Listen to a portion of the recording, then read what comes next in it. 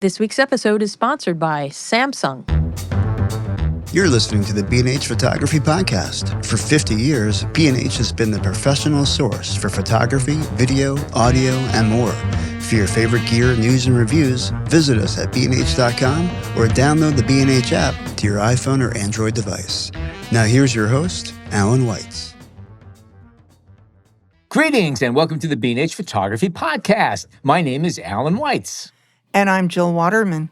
And if you're a regular listener to the show, you just know that our audio engineer, Mike Weinstein, will be popping in with a question or two over the course of the show. Question of the day. What would lead a pediatrician from suburban Long Island to spend his precious downtime prowling around in a notoriously rough neighborhood in the Bronx? Better yet, how did he end up befriending and embedding with a violent street gang, not for an afternoon or two, mind you, but over the span of a 3-year photo project? We're talking a white guy with a camera making like a fly on the wall in the home of a Mitchell housing gang leader. You can't make this up. Today's episode packs a double punch. Since the backstory responsible for causing our guest to pick up a camera in the first place and dance with the devil, as he describes his work, is a wrenching tale of pain, loss, and unfathomable guilt. We'll bring you up to speed on the whole story shortly, but first we'd like to extend a huge thanks to dedicated listeners Tim Floyd Photo, John Love 5986, Kitty Films Austin, Land of Dar, Cessna 6535, and Michael Pierce 979 for their insightful comments they posted to our recent episodes on B&H's YouTube channel. It's so great to hear from you all. We're keeping your comments and suggestions in mind for future shows, so stay tuned for new episodes that you've helped us build. And we've said before, we'd like to think of the B&H Photography Podcast as a collaboration with our listeners, and this recent engagement is a case in point, and it's setting our hearts aflutter. Now, back to our guest. To guide us on this complicated walk on the wild side of gangs, drugs, and guns is Dr. Greg Gulbransen, a Long Island-based pediatrician who's been making photographs since 2014. A tragic car accident involving his 2-year-old son in 2002 led him to channel grief into action. If you think backup cameras on cars is a brilliant safety idea, you can thank Dr. Gulbransen for that. After a 15-year battle with the U.S. auto industry, he succeeded in cementing legislation requiring rear-view cameras in all American cars. Thank you. After starting out taking wildlife photographs and editorial fashion work, both of which I might add, the good doctor is quite good at, Gulbransen transitioned to documenting the lives of unique individuals with interesting stories in an aim to preserve the unique legacies through photography. This work is often informed by a drive to highlight issues impacting American society with a focus on young people. Over the course of 3 years, he photographed Malik, a set leader of the violent street gang, the Crips. In 2018, Malik was shot and paralyzed by a bullet from the rival gang. As a result, Malik's world is now centered around his small Bronx apartment, where he's cared for by his family and fellow gang members. Gulbransen's pictures from this series are soon to be released in a monograph, Say Less, coming out this summer from Gost Books. Dr. Greg Gulbransen, welcome to the show. Oh, thanks for having me. I have arrived, right? You've arrived. You're there, baby. Now, you work professionally as a pediatrician, and you began making pictures in 2014, initially traveling to far-flung locations to photograph wildlife. At what point did you decide to turn your camera onto the Bronx as a photographic subject? So I had done my psychiatry rotation in the Bronx. We had a choice as a New York medical school, where do you want to rotate to? And I said, man, I just want to go for the throat. So I'm going to go right into the Bronx and do psychiatry because that's where probably lots of pathology. And I was right. And I spent 3 months there at St. Barnabas Hospital, right next to Arthur Avenue, where, by the way, I had the best lunches. And really got a sense of the vibe. I was very, very afraid of the place. In fact, to be quite frank with you, walking from the parking lot to the hospital with our white lab coats on and our little buck shoes, I don't know how we didn't get shot back then, but, I was just very impressed by the place. It had a vibe, and I was afraid of it, but I didn't plan on going back, that's for sure.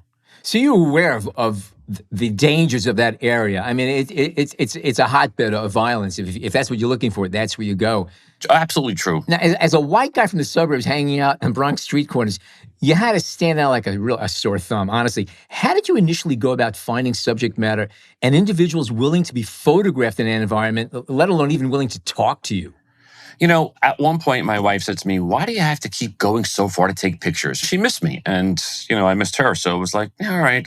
And all of a sudden, all the pain that I was going through, I said, yeah, you're right. And I really do love people. People are complex and they're fascinating. And I realized that the emotion that you can capture with a camera of somebody's face is more powerful than any emotion we could ever recreate in special effects in Hollywood. And it's all about people's emotions and people's stories. And my dad liberated Dachau. He was in the second tank. And my great-grandfather in the 1920s, 1930s was a fireman in New York City. So when we grew up, we had these black and white pictures of World War II, Dachau, and the Battle of the Bulge, and firemen in New York City, and black and white photography. And I was just like, wow, there was something clicking in the back of my mind. I didn't realize it. So I ended up one day wanting to go to the Bronx Documentary Center. To this day, I've never been there, but I did drive up to the front door and it was locked. And I said, all right. Meanwhile, these bands of these motorcycles and dirt bikes that fly around the city, about 50 of them went flying past me. And I actually followed them to the back of 138th Street and I saw where they were hanging out. So I decided there's something here, but I didn't know what it was. So I went back a few different Sundays and I saw on the side of the road, trying to emulate them, a group of young kids between 9 years old, 12 years old. And then it was like a 30-year-old father and some people in their 20s, and they had bicycles. And I was very enthralled by it. I said, wow, check this out. And I'm always drawn to kids. And I actually befriended him. It was a cold winter day. And I said, I'm going to come back. And he said, yeah, and the leader of it, who's my good friend now, Macho, said, I'm trying to keep these kids away from guns and drugs and gangs. And he had a nickname for his little group. It was Bikes Up, Guns Down. And I was like, Bikes Up, Guns Down, that's cool. So I made t-shirts for these kids, bought them some gloves, some hats, and we would ride and I would take pictures. I had no idea of the different genres of photography. I didn't know what documentary photography was. I just knew wildlife photography. And I said, I'm going to just try to take some pictures. So I started doing that and befriended these guys, and I kept going back. 3 years later, they said to me, we thought the whole time you were a Fed. So I had my hospital ID on me. I would text them all the time and FaceTime them. And, I really worked very hard. And you maintained a connection with them. Yes, I did. And I kept going back and back every Sunday almost. And they fell for me. Listen, I'll tell you something with a camera. You know this as well as I do. When you put a camera on somebody, if you do it the right way, they want their story told. Yeah. They loved it. You also mentioned something that just got my head working. You're a pediatrician. You're dealing with children. You're dealing with parents. And sometimes you have to talk about things that are not real comfortable and could be just real awful in many, many ways. Yep. Okay? The worst. And you're talking about connecting with people and looking at these faces. And you basically took these faces and put them into your office. You basically it sounds like you moved them from a street corner to your office. And now you're dealing with just a person. To hell with the rest of the surroundings. It's irrelevant. And that kind of is what got you in the door. You were able to connect with them because as a physician, you have to learn to be able to talk to people on different levels, serious as well as light. It's very interesting. You could come to my house, yell and scream at me, throw paint on the wall, cause trouble in my life. But if you're in my office, I'll treat you like you're my son or my daughter. And you also put away the visions of colors and sexuality, and you just do. Preconceptions, you deep six them. Yeah, you deep six them. And it's about connecting eye to eye. What's your story? I don't care anything about what you think. Prejudge me, whatever. It's, you got a story. You're a good person. Can we hit this off? And you just connect with people. That's all. And just treat them fairly. And that's what it's about. You have to put away your prejudices. You just got to dump them. People are complex and they're beautiful, but that's what you do. You just look at people straight up. It seemed like it didn't take long from the time where you just said hello to the point where you were comfortable enough to lift the camera to your eye. And I would have assumed that it took longer, but it sounds like you were pretty much from the get-go on the same channel, the same frequency with them, and there was a trust early on. Is that safe to assume? Yes. Yeah, there's a science to what you do, and there's an art to what you do.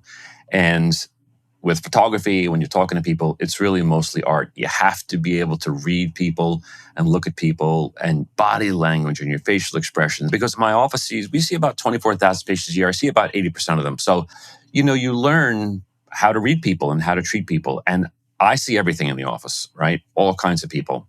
And you just get good at it and you can connect. The only time that it's hard to predict people and is when they're really on a lot of drugs. Right. Because then the game is off. Their neurology is off and you better step back. Better be careful. Did you have that come up with you a lot because drugs were part of what you were experiencing during this 3 years? I mean, did it overpower you at any times or become dangerous? Well, there have been times, particularly in a more recent project I'm working on. I mean, there's an opioid epidemic in the Bronx, across the country, but certainly the Bronx is a real hot spot, particularly around certain projects like the Mott Haven projects and more than the Mitchell projects. And then there's crack cocaine, and a lot of them do both at the same time. So, yeah, when you see that stuff, you can recognize it. You just have to know how to behave. And I've been around a lot of crack and a lot of opioids too. I don't ask for it. I don't, seek it out, but there it is. So you have to be careful. So these kids on bikes, were they mainly just riding around for fun? Did they ask you what you were going to do with the pictures? I never, ever, ever thought I would make a real book in my whole life.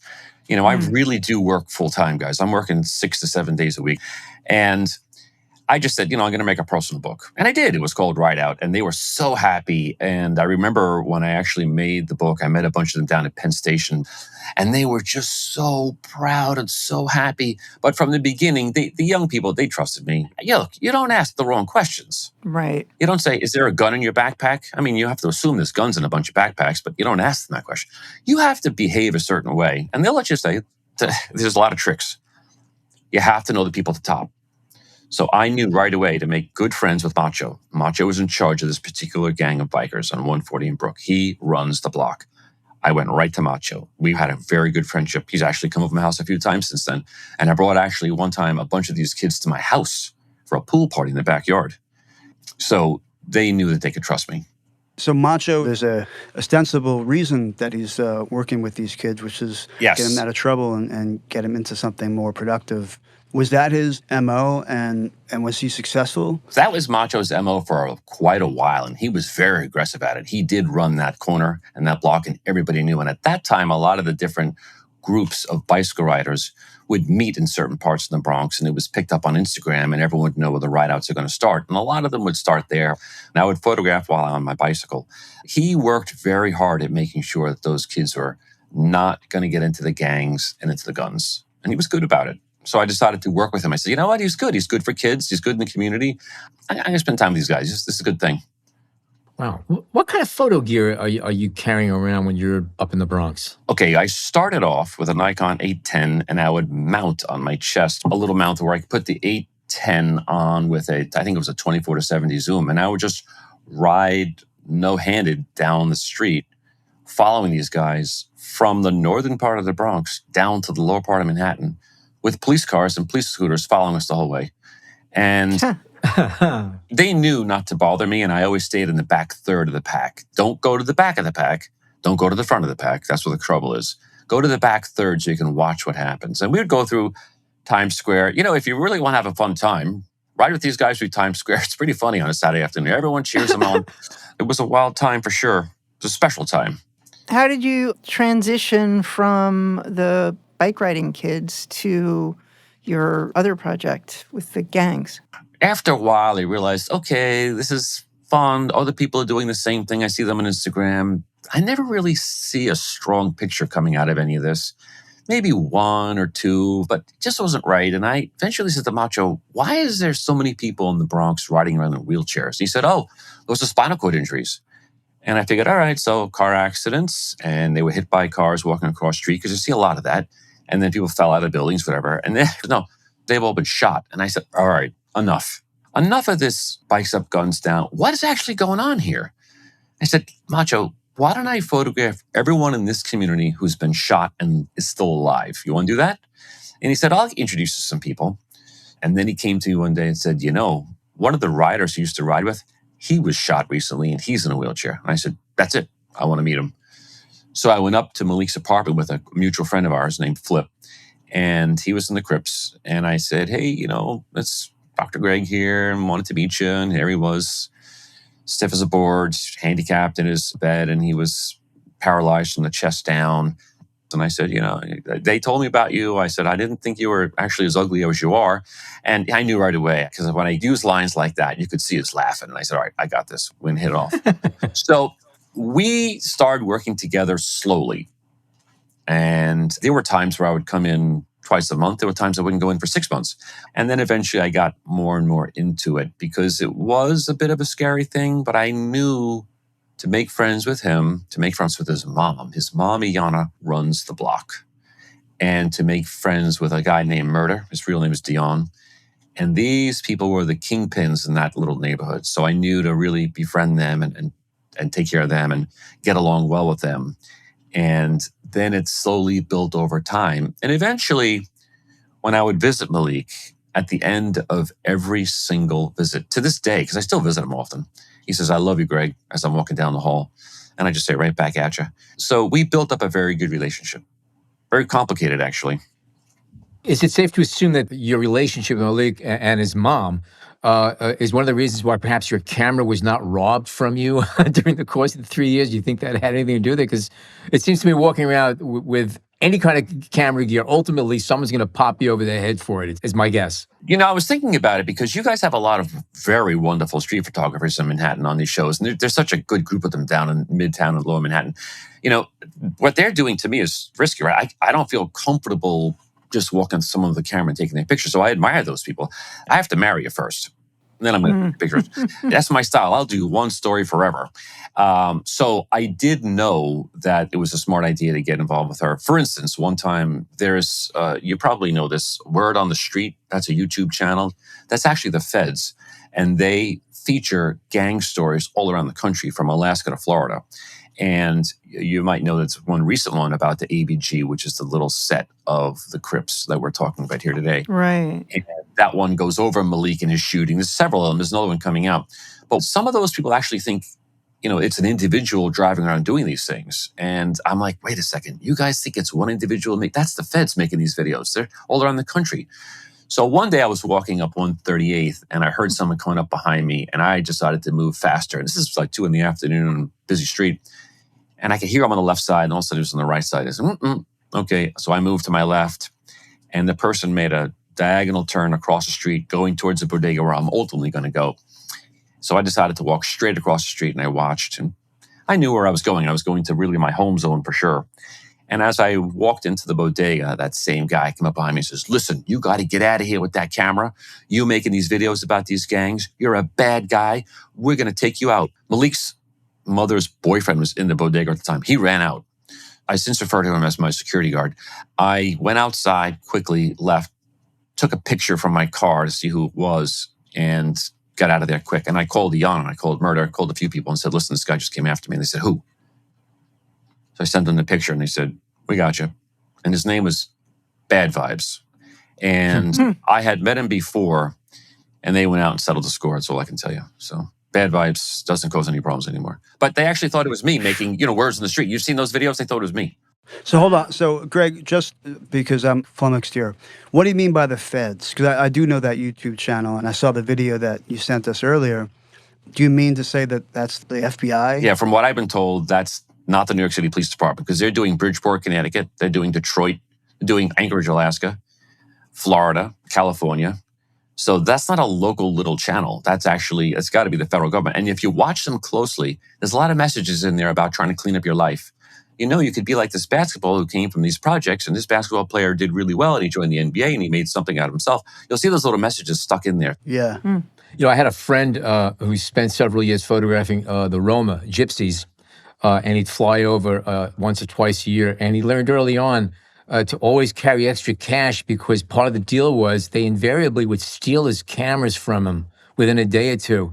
And then he had to buy it all back from them. Yeah. And that was the game, and that was his price of admission to have access to them. They would steal everything, and then you want it? It'll cost you this much. Yeah. To tell you the truth, I didn't have any problem telling you. I always have a $10 or $20 bill in my right pocket, just waiting for something. Mm-hmm. And Christmas Eve around 1 o'clock, the office always gets quiet in pediatrics because we never close, right? So, but around 1:30, 2 o'clock, you're pretty much done. The first thing I do is I get lots of gifts that I put together for his family, jackets, coats, I really like that Patagonia jacket, Dr. Greg. So, I loaded up sneakers and stuff like that. And my son and I go in there and we will spend Christmas Eve with that family. And I'll make sure Malik, his mom, his dad, the boyfriend, the nieces, nephews, Malik's son, everybody, let's have a gift together. And I bring in pizza, they make chicken. And then we all hug and you say, all right, we're going to go home. And then we go home to our fancy house and have our Christmas. But, I do that each year. It's important because they give me their soul and they have exposed themselves and they're very kind. And they're actually really good friends.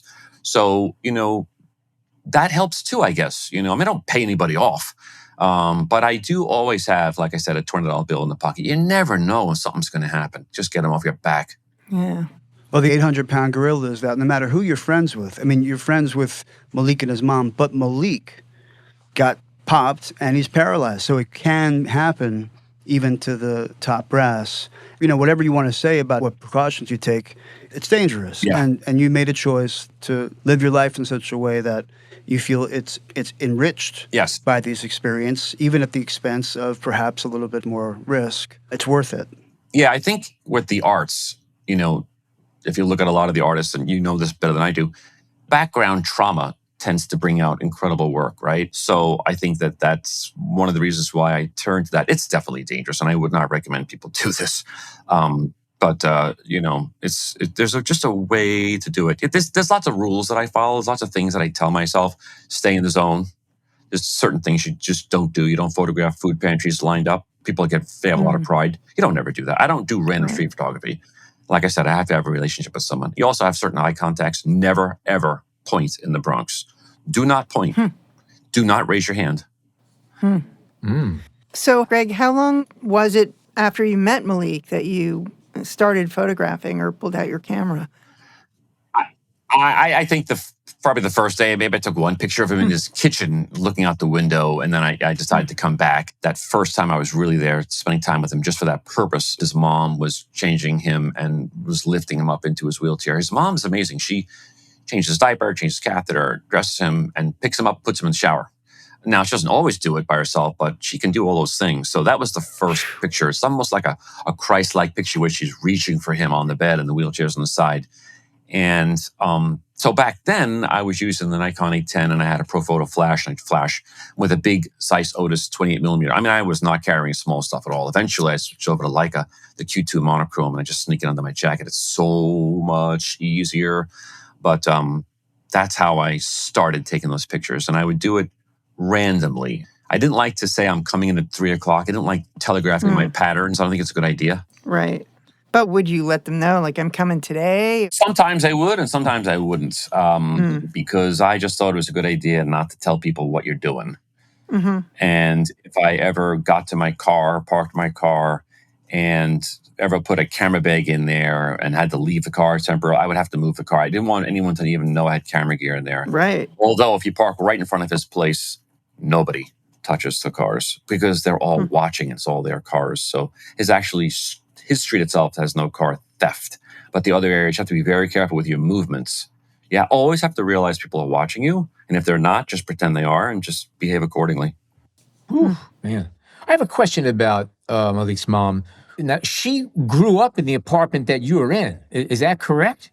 She grew up in that apartment. Her mom, she grew up there. Her whole life she's been there. Malik's there. So this is their world. But now here's a question. And she also, from what I'm gathering, takes responsibility for a lot of the other young men in the neighborhood and kind of keeps an eye on them.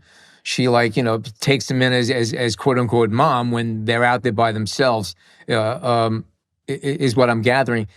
How does she feel about the fact that a lot of these young men who she's taken under her wing, literally, ended up in jail or dead? How does she process that? She calls them her warriors.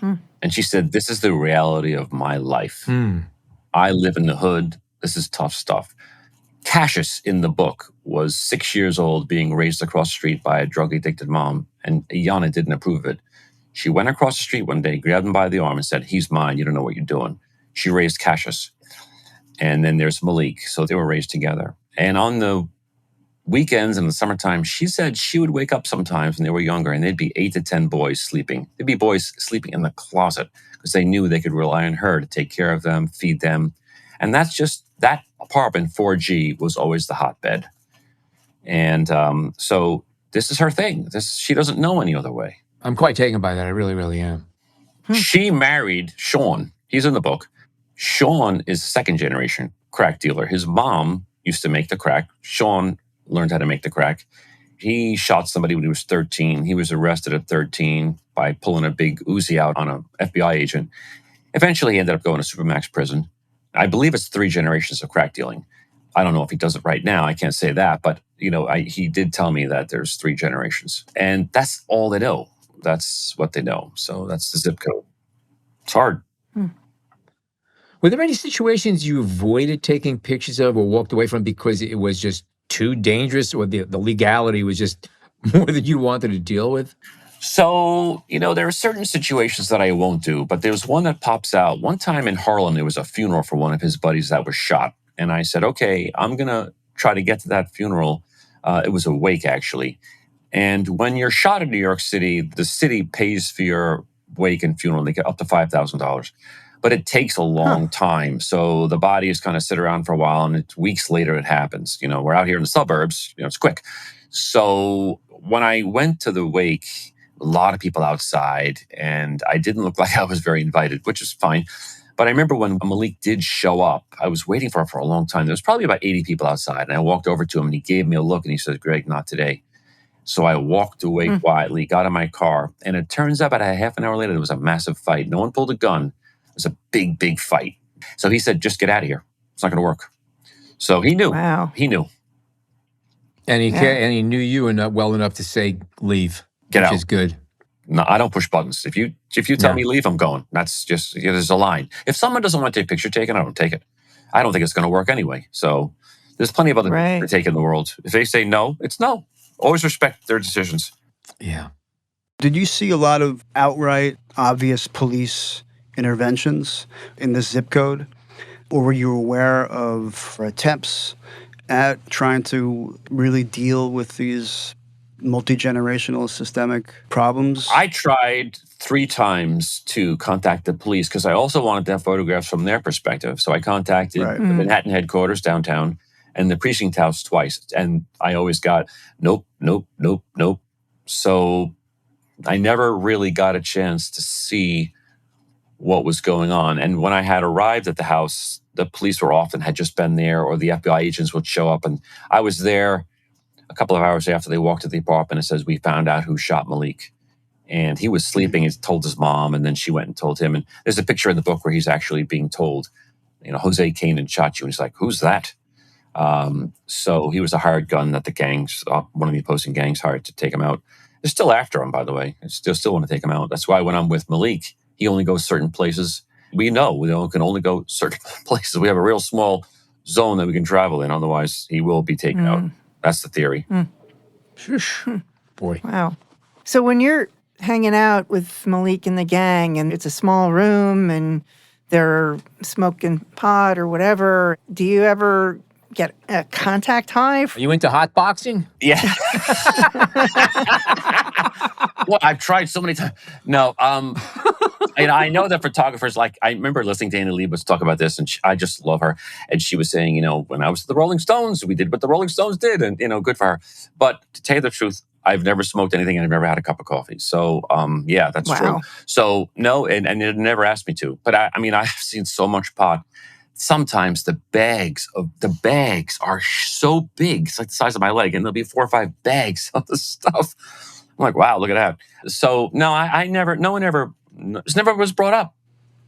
Right. Huh. Right. That's cool. But do you understand why some people do partake in crack and fentanyl, and forget about the addiction, but what motivates them to even get high in the first place? Well, I'm dealing with this very interesting story right now about this gentleman who's half black, half white. His name is Red, and he was the product of the foster care system, which I'm involved with here on Long Island. If you are a mom who doesn't want the child when the child's born, and you just leave the baby in the hospital, that baby goes to an agency called Spence Chapin most of the time. And if they're on Long Island or Queens, I'm responsible for their health care until they're placed with an adopted family. Now, out here, we don't use foster care system because the government really doesn't want to pay you to raise children. They want you to go through being adopted. So I have a certain affection for this guy because he was born this way. It's drug-addicted mom, 6 months in the neonatal ICU withdrawing.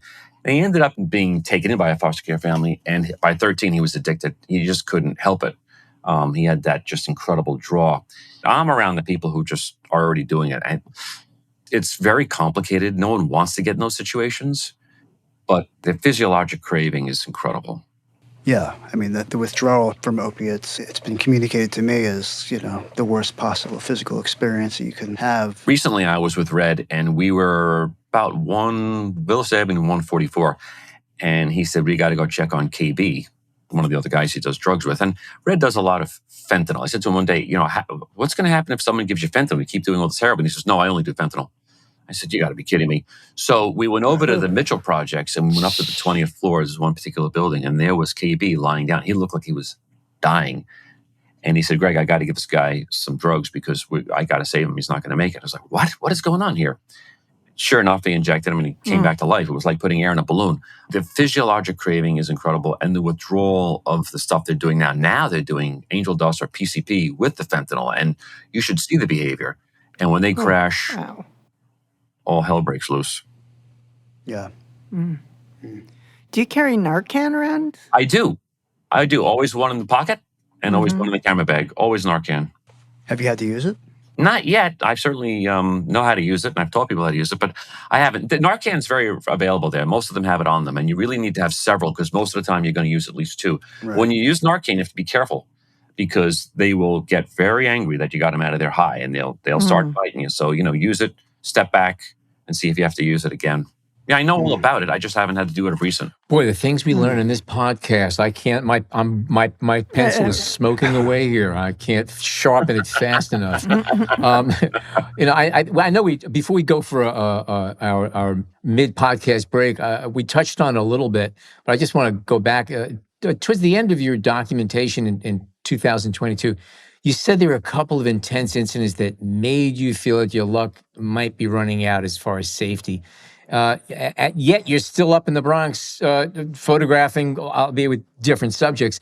Are there any particular signals you look for or listen for, or do you rely on a sixth sense when it comes to situations that could be going south?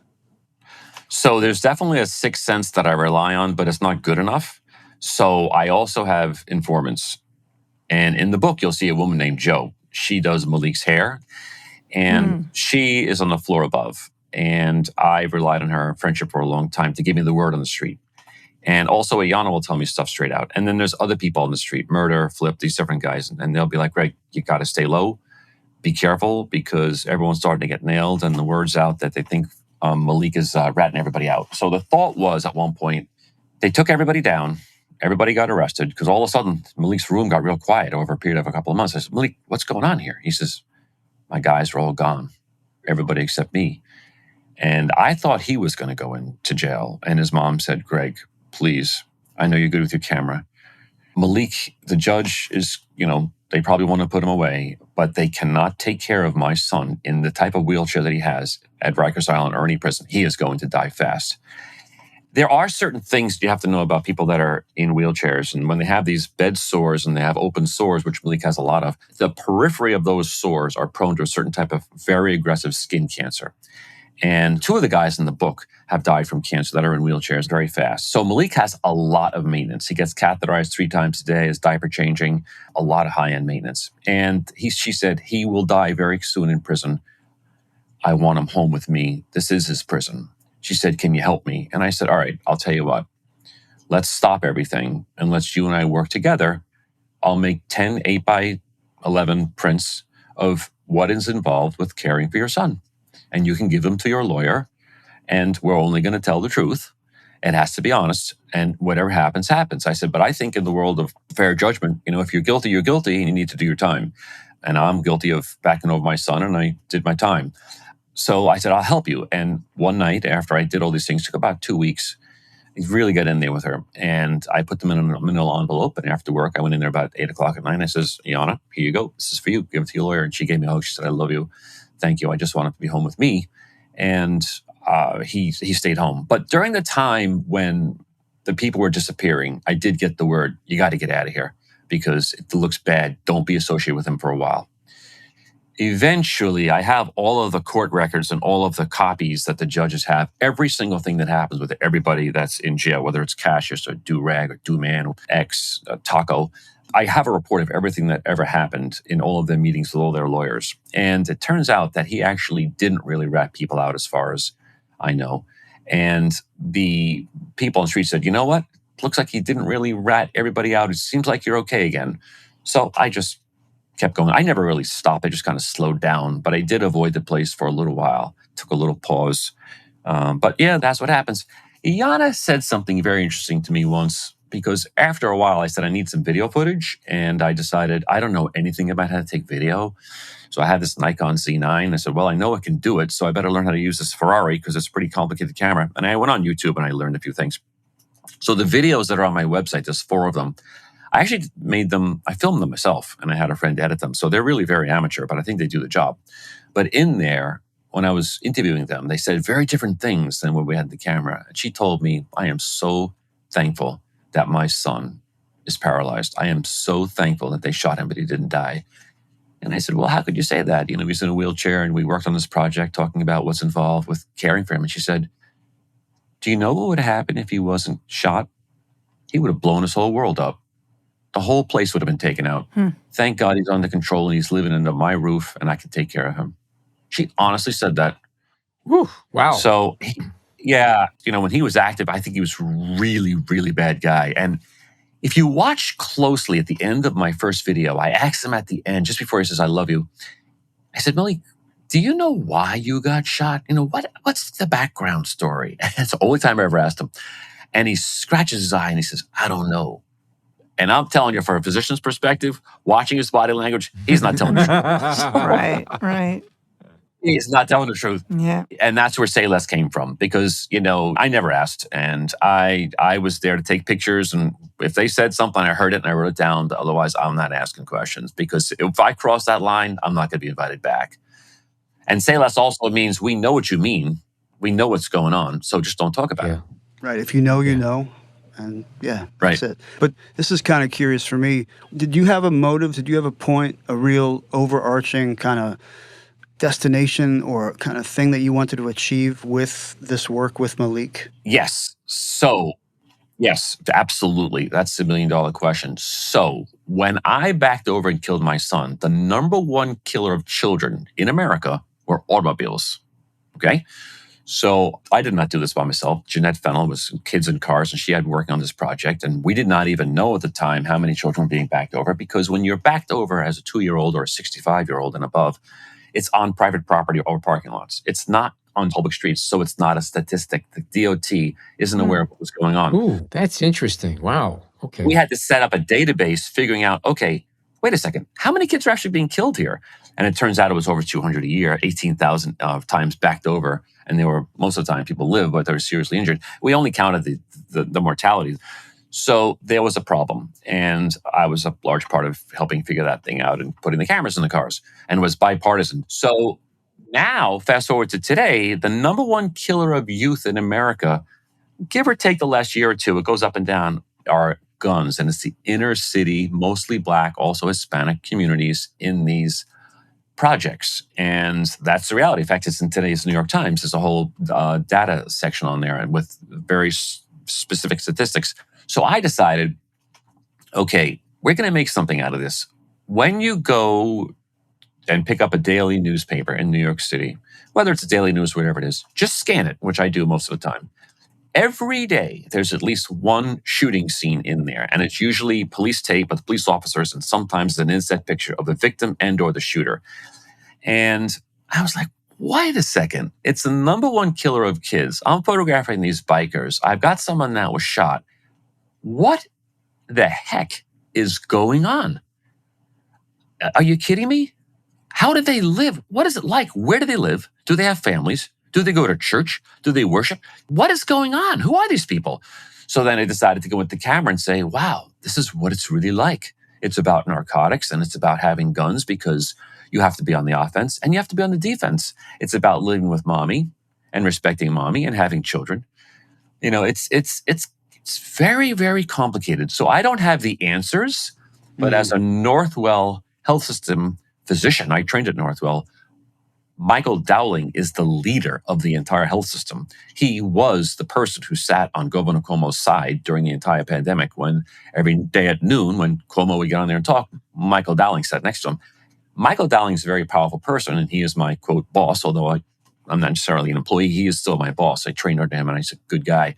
His mission is to be the public health leader on gun violence in the country. And he says it's not a political crisis, it's a public health emergency.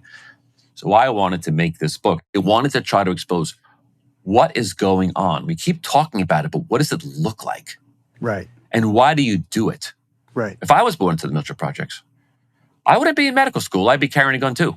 There, but for the grace of God, go I, right? Could happen to any of us, right? It's a really important thing to hold in your mind, this idea of luck, of moral luck, of your set of genes and the environment sort of coalescing to propel a life forward into a various future.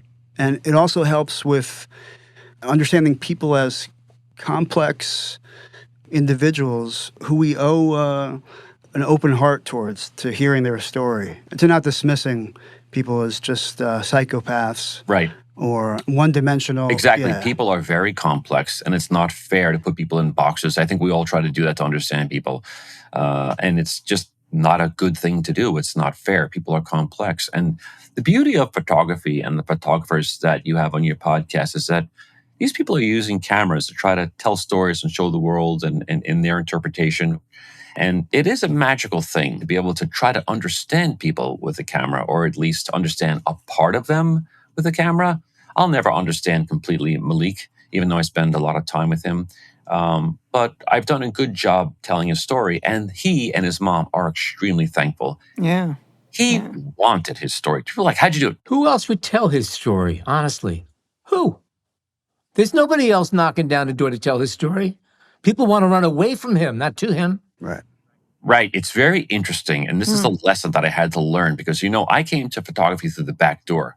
Watching the B&H YouTube channel on wildlife photography and learning about gear. And I took a few Magnum courses, and I spent one day with Lindsay Adler learning lighting, and then one day with Victoria Will learning lighting. And that's how I learned photography. And then I have photo books. So I came through the back door. I don't understand a lot of the rules. I had to get sort of bumped around. I didn't get my master's in fine art at Yale or somewhere like that. So I didn't even know that a lot of people would say it's politically incorrect for a white man, middle-class suburban guy, to be photographing and telling stories of a black person.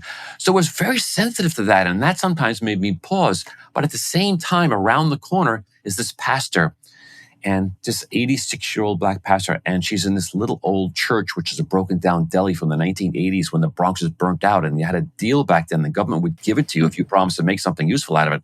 And I saw her on the street one day when Joe was informing me about what was going on with the gangs. And this pastor walked out on a Sunday, and I just fell in love with her. And I walked over to her. I said, "Hi, I'm Greg. You really look special." And her congregation was leaving, it was beautiful people. And I said, "Wow, this is such incredible culture." And she said, "I'd love you to come in and take a picture." So over a period of a few years, I went in there and took the pictures. But I had to stop it 3 different times, I said to her. And the third time was on Memorial Day. There I was after work. Everyone's out doing a good thing and having a good time, barbecues. And I said, "No, I don't feel comfortable with this." I had to go into the church and sit down with her and say, "Are you okay with a white guy telling the story in this culture?" It was a very sensitive issue. And she said, "Listen to me. We need our story told. God sent you. Wow. Whatever you do, keep telling it because it's got to be told and no one else is telling it. So just do it." She said, "If you need my blood, you can have my blood. It's the same blood. I don't care what color you are. Just don't stop and don't leave us. Please don't leave." And that moment is when I said, wow, because it was really hard for me. I didn't want to do something that wasn't correct. And I said, all right, I see your point, and I'm not going to stop. But I kept asking permission the whole way. Are you sure? Are you sure? And I kept showing them pictures the whole way. This is what I'm doing. This is what I have. What do you think? And no one ever said they didn't like a picture. If you bring back prints, which I do, a lot of prints, they love it. I said, do you like this picture? I get it retouched, and I blow them up. I have a big Epson printer, and sometimes I mount them on foam board. They go crazy over the pictures. Mm-hmm. By the way, the FBI has quite a few of my pictures. Right. Do they credit you, though? That's the whole thing. Right. I remember in court, they said, who took these pictures? And Iana said, there's a professional photographer who does it. And the police said, no, these are cell phone pictures. And she said, absolutely not. And we're not going to tell you who it was. And they wouldn't wrap me up. Wow. Okay, we're going to take a short break for traffic, weather, and to pop more quarters into the parking meters. And we come back more with Dr. Greg Gulbransen and Say Less. Stay tuned.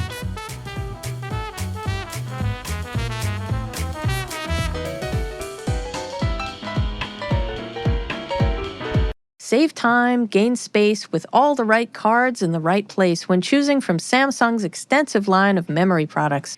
From SD cards and portable SSDs to gaming NVMEs and USB flash drives, Samsung's full line of memory products covers all your storage needs. Head on over to bnh.com for more information about Samsung memory products or use the link in our podcast show notes. Okay, we are back with Dr. Greg Gulbransen and talking about photographing gangs and putting together a book. And it's a pretty phenomenal conversation. This is one of the more fun ones you've had in a while.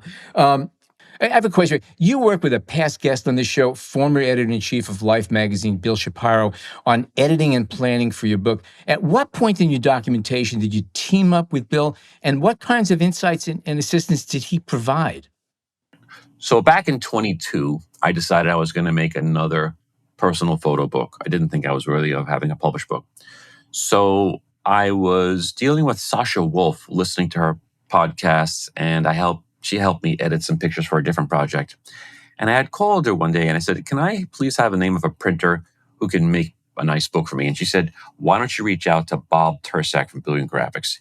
He does the work for Sally Mann, Mark Selinger, Ralph Gibson. And Ralph Gibson was really one of the forefathers of photo books. He has over 40 photo books, and he worked with Dorothea Lange, and he was friendly with Cartier Bresson and all these people, Robert Frank. So through Bob Tursak, who I think is a brilliant person and does amazing printing, who I'm so lucky to have as a friend, he sent me to Ralph Gibson. And I contacted Ralph, and he saw the pictures, and he said, wait a second. No. This is book material. What's going on here? Let's talk about this. And Ralph is very, very intelligent man. And he sort of blew me away by everything. He says, look, let's do another session because this is a big deal. And I want you to know that this has got to go somewhere. So he said, I'm going to teach you how to edit. And I said, Ralph, you're a lot smarter than I. You know this business well. I work 7 days a week. I'm a doctor. I don't have time to learn anything more than I know. It's taken me long enough to learn how to use a camera. I'll never learn how to edit. I just know I don't have it in me. He said, okay, let me hook up with a friend. And he called Bill Shapiro. And then Bill contacted me and he said, what kind of pictures do you have? So I sent the pictures to him and he said, oh, okay. You want to collaborate? And I said, sure. And then we hired Richard Baker to actually design and edit the book. Richard was a designer for Vibe and a couple of other magazines. And he worked with Bill Shapiro at Life magazine back in the day. So remember, Bill was the editor-in-chief of Life. Mm-hmm. So we made a book. Well, we made a PDF of a book, I should say, with Richard Baker's design, which we liked very much. And ultimately, that's what we used to market the project to different publishers when Bill said, Greg, we've got to reach out to publishers. And I just said, you're in charge. I'm going to work. And that's how we ended up with Gust. Stu Smith at Gust is a brilliant person also. And Katie Clifford with Aperture now works with Stu, and she was very, very nice to me and very, very good. The whole team at Gust is actually very powerful. A good press team, good everybody. In fact, what's interesting is Bob Tursak from Brilliant Graphics was willing to get involved with the printers in Italy and give some suggestions on duotones and stuff like that, stuff that I'll never understand. So it was a nice teamwork, team effort. There's a lot of people involved. And these are people who actually cared about photography and publishing, which is more important Because a lot of people go, yeah, and they're basically just trying to get another piece of work into the hopper so they can make a few bucks. So your connections were good. It's interesting. They really do all care, and they really like telling a good story. And if I look at the Gost list of the books that they've published and the different photographers, I was like, wow, that's an impressive list. I mean, Jonas Benelson and all these people. I'm like, you want me on that list? So they do care a lot, and they're not going to just take anything. So book publishing is an interesting field I know very little about, but it's interesting.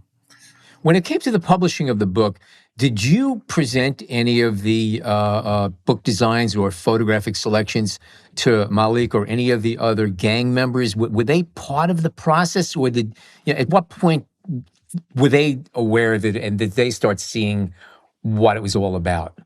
Okay, so let's go back. I had to get signatures from everybody. I had a lawyer write this up, releases. Everybody that had a picture of. Once the pictures were selected, even pictures that we didn't use, I still got. Sure. Then another lawyer, my brother-in-law, says, okay, great. Now that you've done it, show them every picture, show them all the text that's going to go in this book, then have them sign a second release. So I did. And I said, I feel much better about that, because it was always that nervousness about, oh man, I'm going to get shot when this thing comes out. I'm going to run. I'm moving to West Virginia.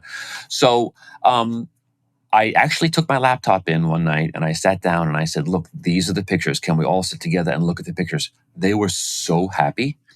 And then I had the hard copy, the handout of the text. And I said, look, this is the text. And these are the releases. Read everything first. And I'll come back in a few days. And if you don't feel comfortable, I will take away anything you don't want, we'll take out. I went back a few days later. They said, we love it. Please do it. Signed everything. So I'm 2 releases thick. And that's amazing. Yeah, it's very important. I'm a public figure as a physician, and I cannot afford to be nailed, right? I've always walked on the edge. I walked on the edge of the line. And even that car thing was scary for me. People left my practice thinking, I'm not going to be a good doctor because I killed my son. And, could you imagine what that feels like? So you have to be careful in life, and you just don't cross the line. And Matt Black says it best when he does this Magnum course. He talks about the relationship you need to build with people and the honor you have by telling their stories and how you owe them the time and energy to tell it properly and rightly with respect.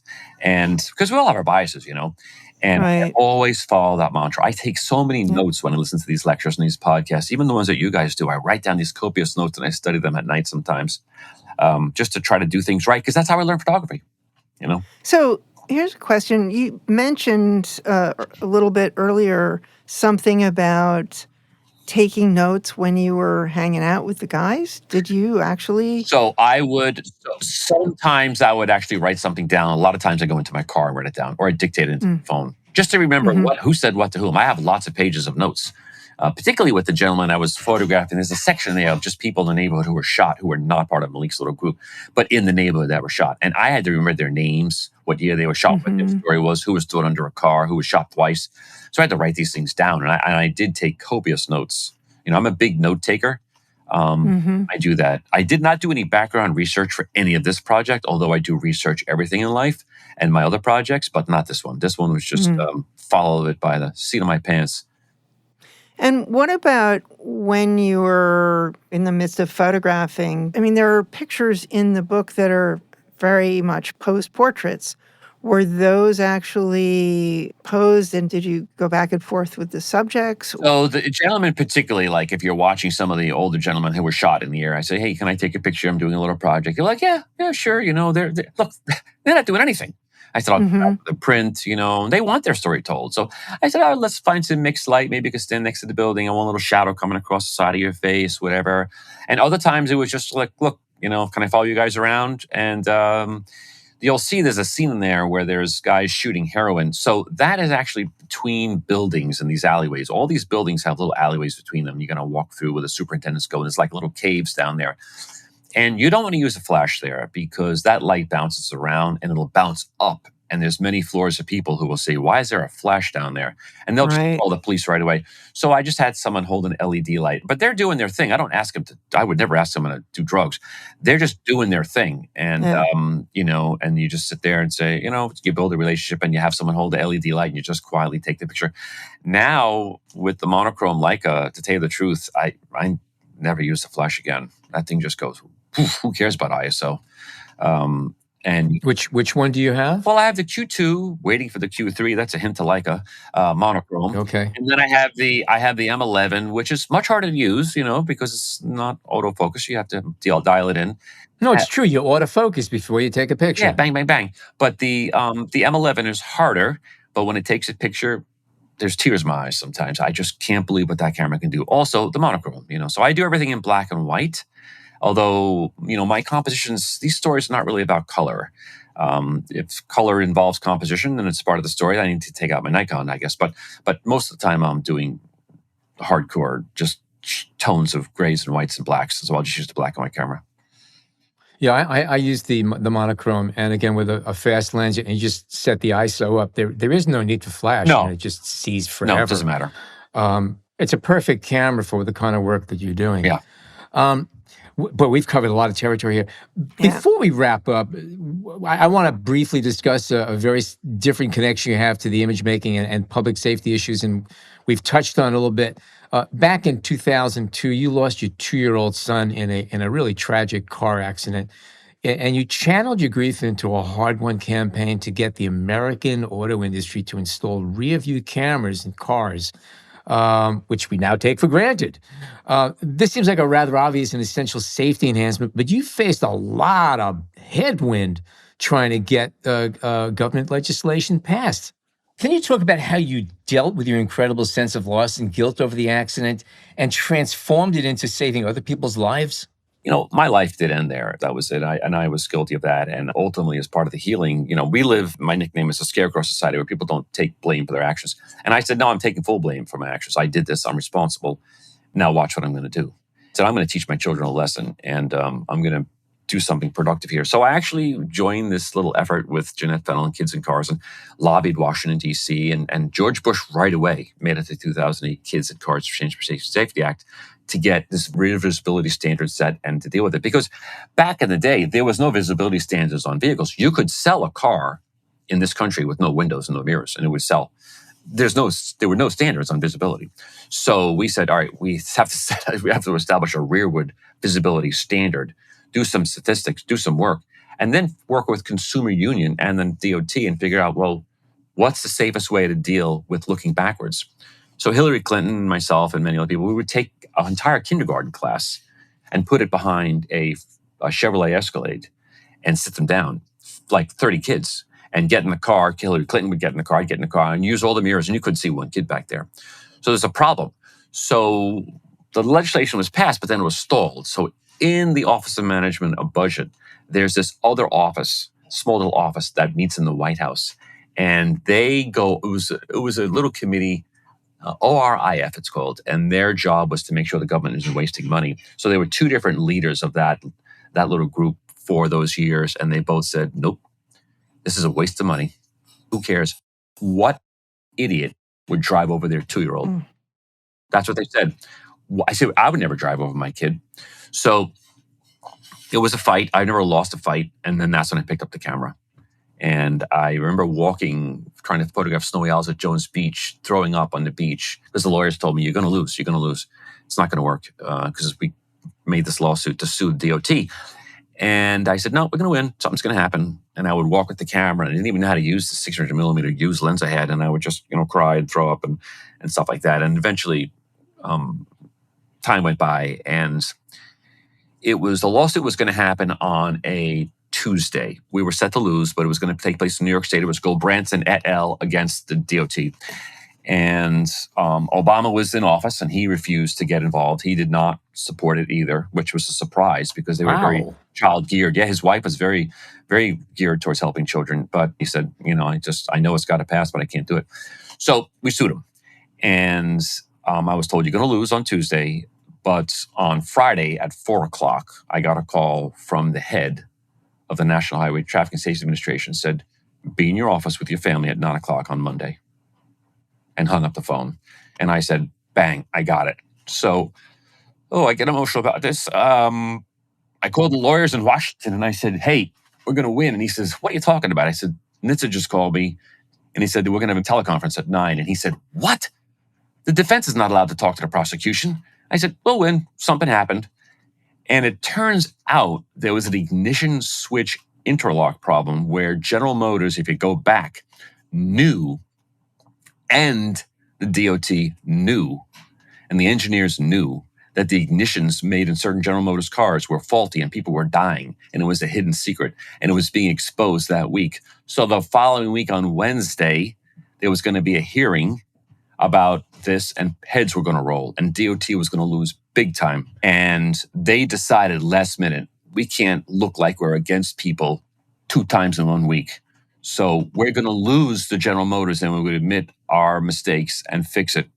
But we're going to pretend that we really love kids, and we're going to go on the side of Gulbransen, and we're going to jump. So last second, they jumped over. So on Monday morning at 9 o'clock with my son there and all the lawyers listening in from Washington, D.C., the head of NHTSA got on the phone. He says, I'm very, very sorry, but we've decided to change our mind, and we're taking your side, and we fully support this, and we're going to make sure it gets done right away. So every vehicle in America under 10,000 pounds, except for motorcycles, will have cameras. It'll be mandatory. And I said, that's important because, where I practice in my office, this is middle class, upper middle class. They all have cameras in their fancy cars, $3,000 features in the navigation, right? You have this navigation thing, you have a camera. But that's not what a lot of America can afford.